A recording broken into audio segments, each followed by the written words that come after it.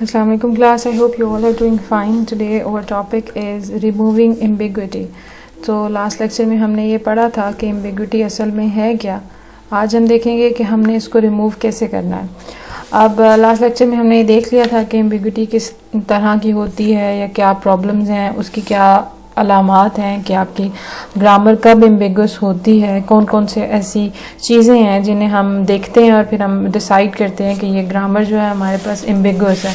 तो हमारे पास कोई ग्रामर एम्बिगुअस होती है जब उसमें यूनिक आपके पार्स ट्रीज ना बन रहे हों और आपकी लेफ्ट मोस्ट डेरिवेशन और राइट मोस्ट डेरिवेशन जो हैं वो डिफरेंट हों, ठीक है, और आपकी मोर देन वन ट्रीज बन रहे हों, मोर देन वन डेरिवेशंस हो रही हों, 2 हो सकती हैं, 3 हो सकती हैं. और उसमें हमने काफ़ी एग्जांपल्स भी देखी एंड आई होप कि आपने उनकी प्रैक्टिस भी की होगी ताकि आपको ये पता चल जाए कि what is this all stuff और आप किसी भी ग्रामर को चेक कर सकें कि वो एम्बिगुअस तो नहीं है. और किसी ग्रामर को चेक करने के लिए कि वो एम्बिगुअस है या नहीं है, हम क्या करते हैं कि हम कोई स्ट्रिंग लेते हैं और उसको चेक करते हैं, उसके बना के चेक करते हैं उसका पार्स ट्री, और अगर पार्स ट्री ज़्यादा बने तो हम क्या देते हैं कि ये तो ambiguous grammar. So there is no algorithm. अच्छा, ये हमने पहले भी पढ़ा था. आज ये मेरी कोई पेन ठीक नहीं चल रहा. The algorithm that is straightway converts an ambiguous grammar into equivalent unambiguous grammar. यानी मैंने आपको पहले भी बताया था कि ना तो ambiguity चेक करने के लिए कोई है, ठीक है, ना तो आप इसको चेक कर सकते हैं, ठीक है, ये चेक ना चेक कर सकते हैं और ना रिमूव कर सकते हैं. इन दोनों के लिए आपके पास कोई एल्गोरिदम नहीं है. क्या आप कहें कि ऑटोमेटिकली एम्बिगुइटी चेक हो रही है और हमें पता चल रहा है जी ग्रामर एम्बिगुअस है, या ऑटोमेटिकली वो उसकी एम्बिगुइटी हम रिमूव कर रहे हैं. तो ऐसा कुछ भी नहीं है. हमें सब कुछ मैनुअली करना पड़ता है, एनालाइज करना पड़ता है. हम एनालाइज करते हैं. Analysing the grammar, if we identify what is missing in the grammar and why it is unambiguous, then we can write equivalent unambiguous grammars. यहाँ पे बताया जा रहा है कि हम खुद एनालाइज करेंगे, खुद प्रॉब्लम देखेंगे, प्रॉब्लम को एनालाइज करेंगे और देखेंगे कि क्या मसला, क्या उस मसले को खुद हल करेंगे तो अनएम्बिगुअस ग्रामर बन जाएगी. अब हम यहाँ पे देखेंगे कि हम करेंगे किस तरह. अब यहाँ पे फॉर एग्जांपल उन्होंने बताया है कि फॉर एग्जांपल, अच्छा ये एग्जांपल मैंने पीछे भी आपको करवाई थी आईडी वाली, ऑलराइट. और उन्होंने यहाँ पे कहा कि जो हमने एग्जाम्पल कंसीडर की थी एक्सप्रेशन वाली, आपको याद होगा ऐसे था expression makes expression plus expression और ई मल्टीप्लाइड बाय ई और एंड पे था आईडी. तो अब हमने इसमें बनाने थे एक्सप्रेशन, कौन सा बनाना था, ये वाला एक्सप्रेशन बनाना था. ये आपको याद होगा कि अगर हम इन दोनों में से कोई भी एक्सप्रेशन हमने बनाया था तो वो हमारे पास ठीक नहीं आया था. मैं आपको एग्जांपल दिखा देती हूँ. आई थिंक यहीं पे थी आपकी एग्जांपल. अब हम ये वाली एग्जांपल थी आपकी, ये एग्जांपल थी और ये मैंने आपको पूरी एग्जांपल करवाई थी. अब इस एग्जांपल को हम देखते हुए ये कहते हैं कि अच्छा जी ये एग्जांपल है हमारे पास और ये एम्बिगुअस थी, हमें पता है कि एम्बिगुअस है. ये चीज़ हमने ऑलरेडी चेक कर ली, स्ट्रिंग ली, उसको पुट किया, इस स्ट्रिंग को हमने लिया, इसको पुट किया और हमने देखा कि ये जी वाकई एम्बिगुअस है. अब हम देखेंगे कि हम इसे कैसे ख़त्म कर सकते हैं. तो यहाँ पे लिखा हुआ है, so if we analyse the grammar with the above 2 strings we can understand the following. हमें ये देखना है कि यहाँ पे प्रॉब्लम क्या आ रही है, हमारी ग्रामर में प्रॉब्लम किस वजह से आ रही है, और उस अगर प्रॉब्लम को हम डील कर लें तो हमें ये पता चल जाएगा कि हम इसकी एम्बिगुइटी को ख़त्म कर देंगे. अब हर एक ग्रामर की अपनी एम्बिगुइटी होती है. ये नहीं है कि अब ये ग्रामर ये एक्सप्रेशन से रिलेटेड है तो दैट इज़ डिफरेंट ग्रामर. इसकी एम्बिगुइटी चेक करने का तरीका और है. अगर आपको कोई और ग्रामर दी जाएगी तो उसको एम्बिगुइटी को चेक करने का तरीका कोई और हो जाएगा. सबसे पहले हमें बताया गया कि हम सबसे पहली चीज़ जो देखेंगे वो प्रीसीडेंस ऑफ ऑपरेटर है. तो वो उन्होंने लिखा हुआ है कि it is not taken care of. Precedence of operator का हमने कोई ध्यान नहीं रखा. Hence you can derive the string replacing either expression with expression plus expression और एक्सप्रेशन इनटू एक्सप्रेशन. यानी आप ये देखें कि अगर हम प्रॉपरली प्रीसीडेंस ऑफ ऑपरेटर्स का ख्याल रखें तो ऐसा तो नहीं है कि आप पहले मल्टीप्लिकेशन लिख लें या पहले एडिशन लिख लें या पहले सब्ट्रैक्शन लिख लें. So we have specific precedence of operator. अगर हमारी ग्रामर से आप किसी भी तरह कोई स्ट्रिंग बना सकते हैं तो फिर इसका मतलब है कि वो रॉन्ग है, ठीक है. तो वो रॉन्ग, वैसे ही प्रैक्टिस भी रॉन्ग है, प्रैक्टिस भी रॉन्ग है. हाँ, ज़रूरी नहीं है कि उसका रिजल्ट गलत आए, लेकिन हमारे पास प्रीसीडेंस ऑफ ऑपरेटर से एम्बिगुइटी भी ख़त्म हो जाएगी. अब हो सकता है कि अगर आप इस बहुत सिंपल एग्जांपल को कंसीडर करें तो आपको ये पता चले कि इसमें अगर आप ऑपरेटर की प्रेसिडेंस को टेकन केयर ऑफ ना भी करें तो फिर भी आपका अगर कोई एक्सप्रेशन बन रहा है that is a mathematical expression, तो वो तब भी ठीक हो, यानी मैथमेटिकल एक्सप्रेशन में ज़्यादा प्रॉब्लम ना आए। लेकिन यहाँ पे हमारा इशू ये नहीं है कि हमारे पास मैथमेटिकल एक्सप्रेशन में प्रॉब्लम आ रहा है नहीं आ रहा, हमारा इशू यहाँ पे ये भी है कि चलें अगर सिंपल मैथमेटिकल एक्सप्रेशन में प्रॉब्लम नहीं आ रहा तब भी हमारी ग्रामर तो एम्बिगुअस हो रही है, और बड़े मैथमेटिकल एक्सप्रेशन में भी इशू आ सकता है लेटर ऑन अगर हमारे पास लैंग्वेज इसी तरह की हो। तो सबसे पहली चीज़ जो हमने देखनी है वो ये है कि हम प्रेसिडेंस ऑफ ऑपरेटर का ध्यान रखें। दूसरी बात उन्होंने कही हुई कि एसोसिएटिव प्रॉपर्टी, यानी हमारे पास जो एसोसिएटेड प्रॉपर्टी है is not taken care of, उसका भी हमने ध्यान नहीं रखा। So if we take a string id plus id plus id we can replace expression plus expression.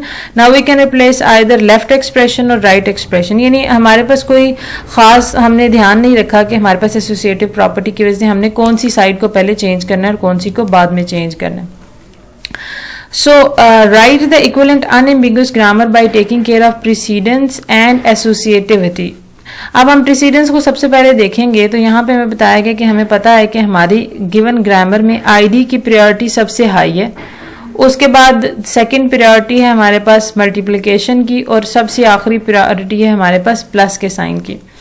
अब हम क्या करते हैं, हम सबको एक लेवल पे डिफाइन नहीं करेंगे, हम क्या करेंगे कि सबसे जो हाईएस्ट प्रायोरिटी है वो सबसे लास्ट लेवल पे डिफाइन होती है, ठीक है। तो हम क्या करेंगे, हम सबको डिफरेंट लेवल्स पे डिफाइन करेंगे, और डिफरेंट लेवल्स पे डिफाइन करने के लिए हमने क्या करना है, हमने एक एक्स्ट्रा नॉन टर्मिनल ले लिया दैट इज टी, और एक और नॉन टर्मिनल लिया दैट इज एफ। टी और एफ हमने दो इंट्रोड्यूस करवा दिए।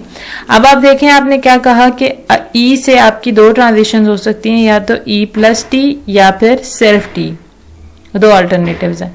टी से आप टी इंटू एफ या फिर सिर्फ एफ बना सकते हैं, और एफ से आपके पास बन रही है आई डी।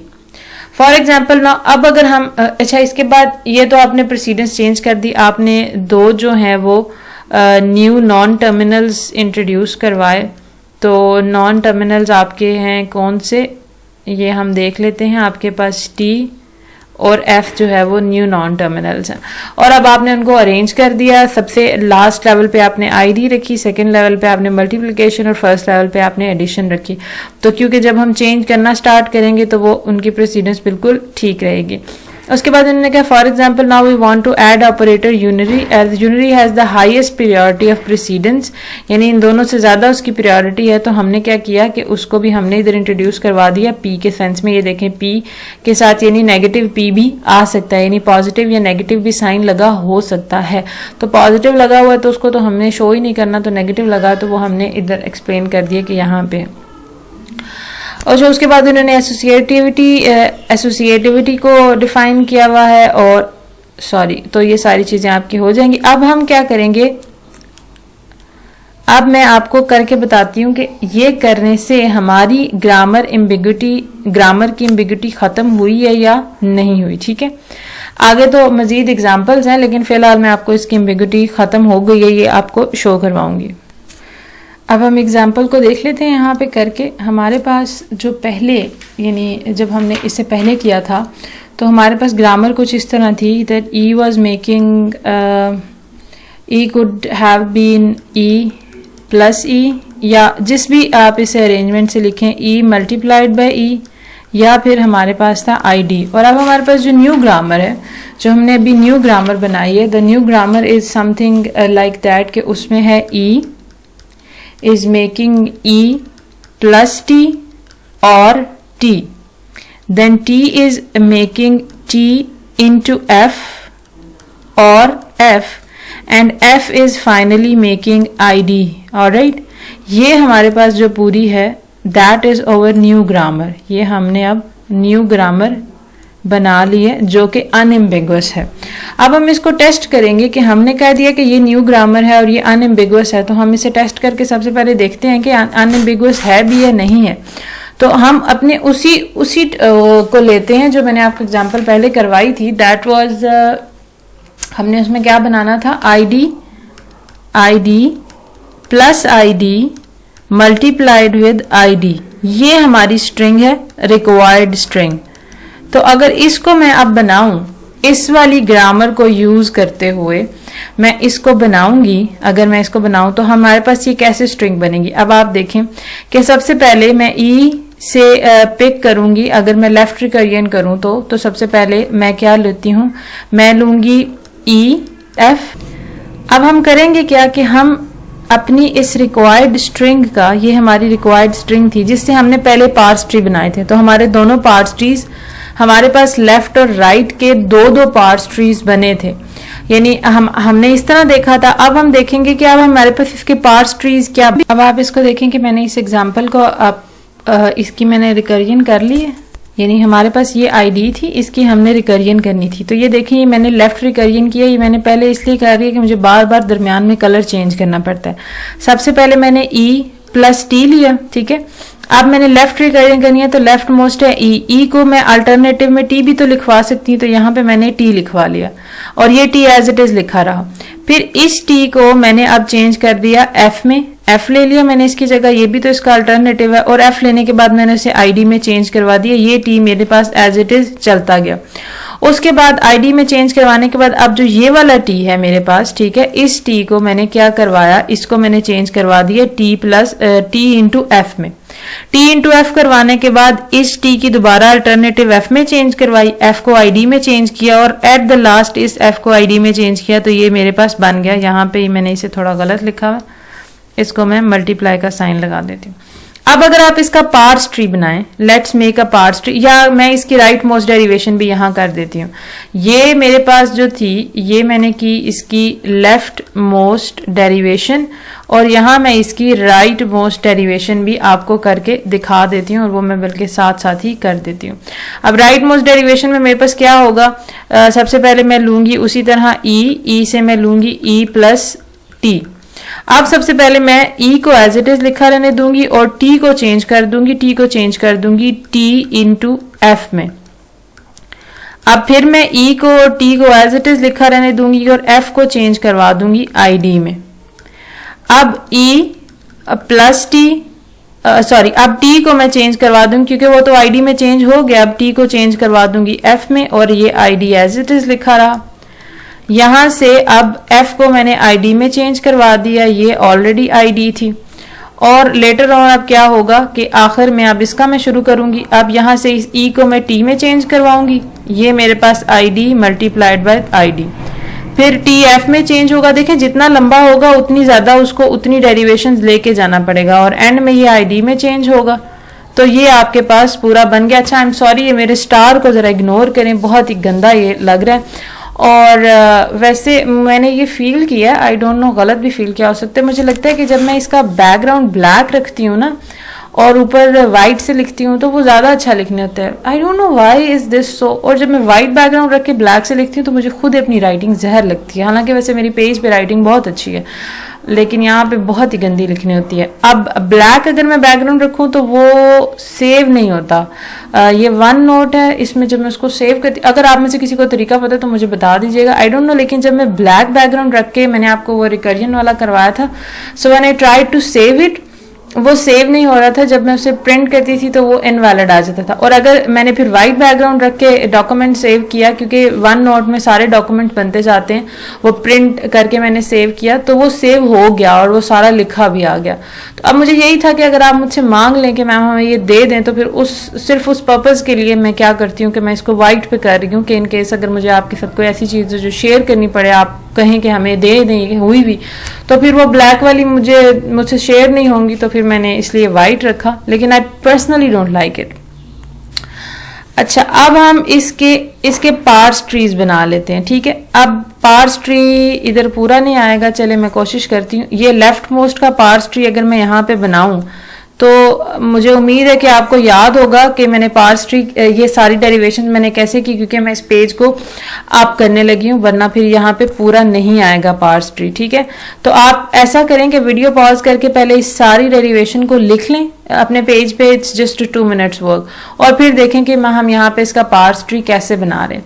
अब मैं इसका पार्स ट्री बना रही हूँ, तो सबसे पहले मैंने क्या किया, ये मेरा लेफ्ट मोस्ट डेरिवेशन का पार्स ट्री है, मैंने लिया ई और ई से मैंने डेरिवेशन ली ई प्लस टी की। फिर लेफ्ट मोस्ट में ई को मैंने टी से चेंज करवाया, टी को मैंने एफ से चेंज करवाया और एफ को मैंने फाइनली आई डी से चेंज करवा दिया। लेकिन यहीं पे अब हम इसके बाद हमने ये लेफ्ट साइड पे इसकी डेरिवेशन करवा ली, अब हम टी की डेरिवेशन करवाएंगे, यानी लेफ्ट मोस्ट खत्म हो गया ना, अब ये लेफ्ट मोस्ट रह गया, तो टी की डेरिवेशन आएगी T multiplied with F T. अब फिर यहाँ से टी की डेरिवेशन होगी टी, अब हम किस में कन्वर्ट करेंगे, टी कन्वर्ट करेंगे हम एफ में और एफ कन्वर्ट करेंगे आई डी में, और यहाँ से एफ जो है वो डायरेक्टली आई डी में कन्वर्ट करेंगे, तो T I D plus I D multiplied with I D. देखिए मेरा ये मल्टीप्लीकेशन इतनी हसीन होती है ना, ये हमारे पास बन गया ट्री। अब आप राइट मोस्ट डेरिवेशन करवाएं। अब यहाँ पे मैं राइट मोस्ट डेरिवेशन करवाने लगी हूँ। ई ने सबसे पहले पिक, तो हमने वही चीजें करनी है, ई प्लस टी। अब राइट मोस्ट है ना, तो हम टी को सबसे पहले लेंगे, ये राइट मोस्ट बनता है, टी से हमने करवाई टी मल्टीप्लाइड विद एफ। अब फिर राइट मोस्ट में एफ को आई डी में चेंज करा दिया, अब ये राइट मोस्ट रह गया, तो इसको मैंने पहले एफ में चेंज करवाया और फिर आई डी में चेंज करवाया, और अब ये राइट मोस्ट है तो इसे टी में चेंज किया, एफ में चेंज किया और एंड में आई डी में चेंज किया, और ये I D plus I D multiplied with I D, ये मेरे पास स्ट्रिंग बन गई। अब आप देखें कि आपका लेफ्ट मोस्ट ट्री और आपका है लेफ्ट मोस्ट ट्री और ये है आपका राइट मोस्ट ट्री, तो ये दोनों आप देख सकते हैं कि दोनों आपके जो हैं जी ये सेम बने, ठीक है, लेफ्ट मोस्ट या राइट मोस्ट, दोनों आपके ट्रीज आपके दोनों सेम है, यानी आप पार्स ट्री सेम बनेगा। आपको डेरिवेशन में थोड़ा बहुत फर्क लग भी रहा होगा, लेकिन हमने एम्बिगुअस ग्रामर्स में ये पढ़ा था कि आपके पास लेफ्ट मोस्ट और राइट मोस्ट डेरिवेशन ज्यादा होती हैं, यानी ये बात क्लियर कर लें। देखिए अभी भी आपको अगर आप सिर्फ डेरिवेशन को देखें तो आपको डेरिवेशंस थोड़ी सी डिफरेंट लग रही हैं, राइट। आपको लग रहा है कि ये डेरिवेशन और ये डेरिवेशन चेंज है। जब हमारे पास यही एग्जाम्पल पहले थी तो हमारे पास दो लेफ्ट मोस्ट डेरिवेशंस और दो राइट मोस्ट डेरिवेशंस आई थी, ये भी दो थी और ये भी दो थी। हमारे पास रूल हमारे पास ये है कि आपके पास रूल क्या है, रूल आपके पास ये है कि अगर if more than one leftmost derivation, यानी लेफ्ट मोस्ट डेरिवेशन ही एक से ज्यादा हो, या more than one rightmost derivation, यानी राइट मोस्ट डेरिवेशन ही एक से ज्यादा हो, आपस में तो ये दोनों डिफरेंट हो सकती हैं।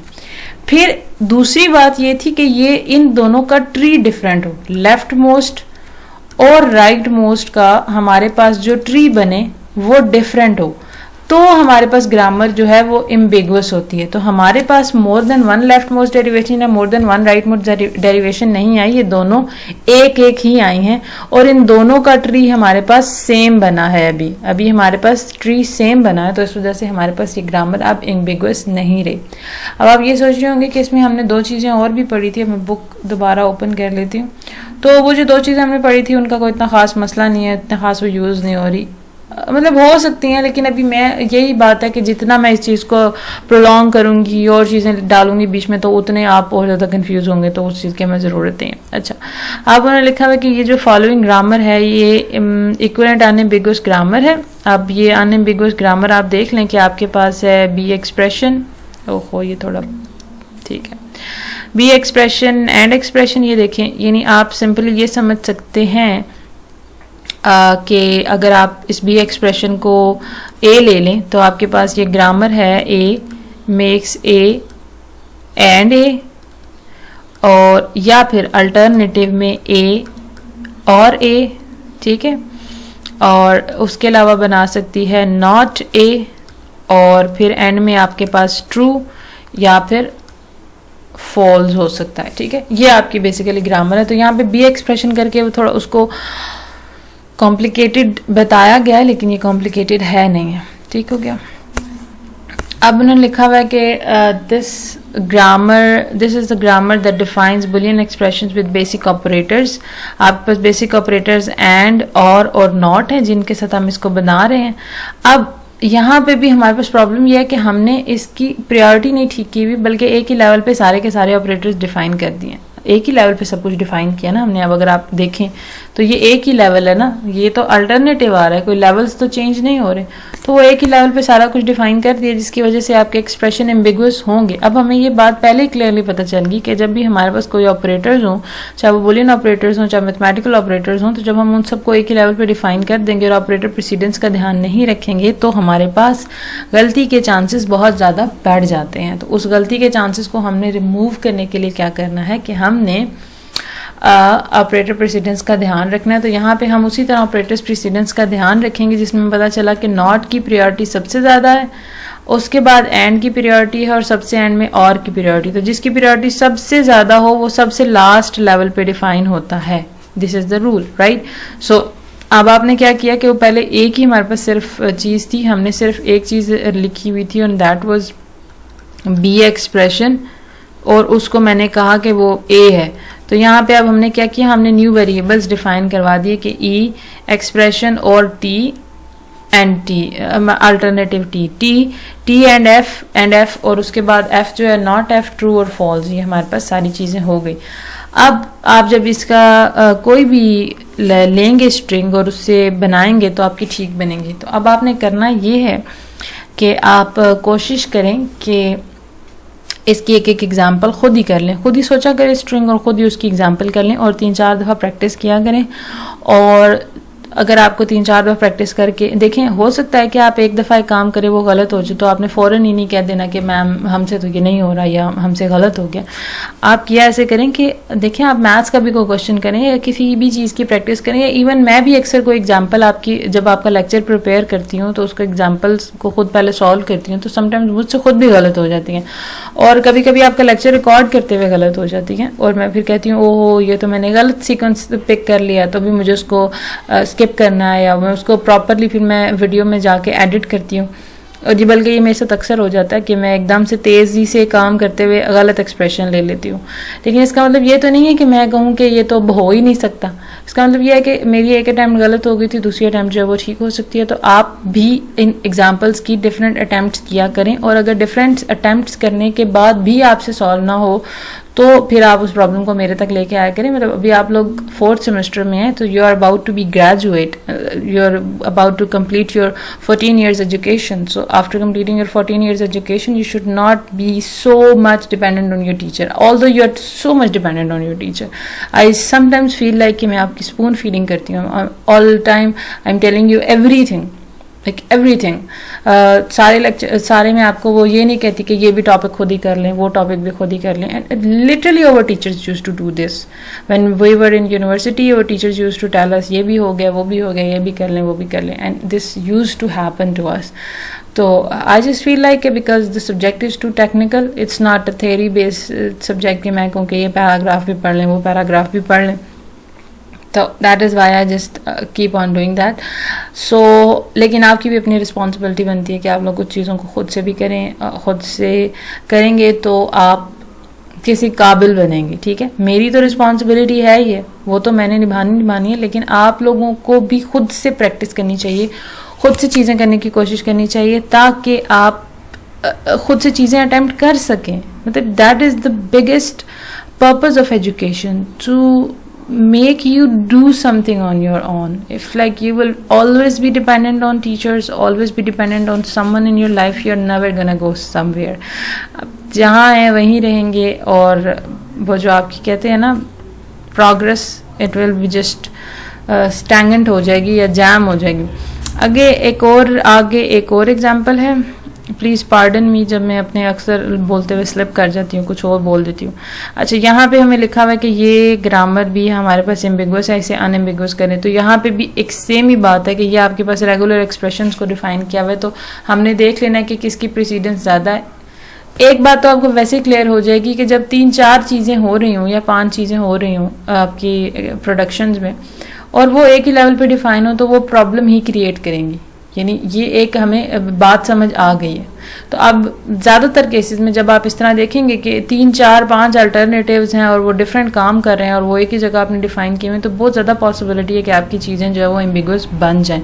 तो हमने उसकी एम्बिग्विटी को ख़त्म करना होता है, अनएम्बिगुअस करना होता है। तो यहाँ पे भी इन्होंने यही कहा कि हमें पता है कि अगर ये रेगुलर एक्सप्रेशन बेसिक ऑपरेशन हैं इसके, यूनियन के, कंकैटिनेशन के और क्लीन क्लियर के, तो हमने प्रियोरिटी देखनी है। तो प्रियोरिटी जाहिर सी बात है हमारे पास क्या होती है, सबसे पहले क्लियर की प्रॉपर्टी, फिर कंकैटिनेशन की और एंड पे हम यूनियन की अपनी प्रियोरिटी करते हैं। तो आप देखेंगे कि उसी तरह ये ग्रामर भी जो है वो डील हुई हुई है।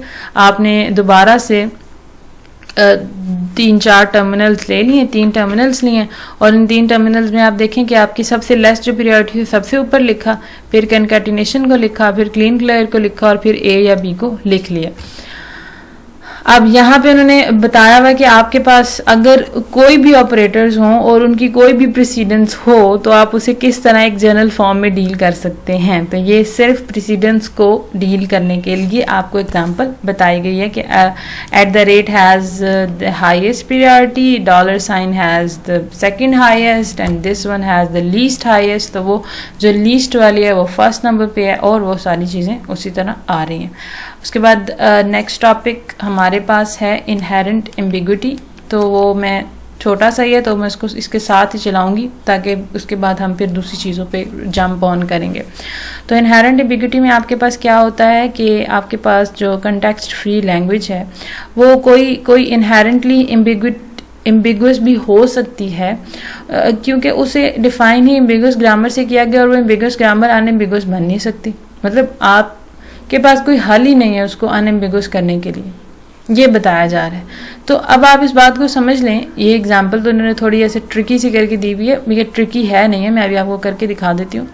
लेकिन प्रॉब्लम यहाँ पे क्या आ रही है, प्रॉब्लम सिर्फ ये आ रही है कि हमें एक बात पता चल गई कि कोई ग्रामर ऐसी भी हो सकती है जिसकी एम्बिग्विटी हम रिमूव नहीं कर सकते। ठीक है, क्या मसला है कि हम अनएबल टू रिमूव, ये मैंने कितना मोटा मार्कर ले लिया, अस्तगफिरुल्लाह। हमारे पास मसला क्या है कि हम लोग अनएबल टू रिमूव एम्बिग्विटी हैं।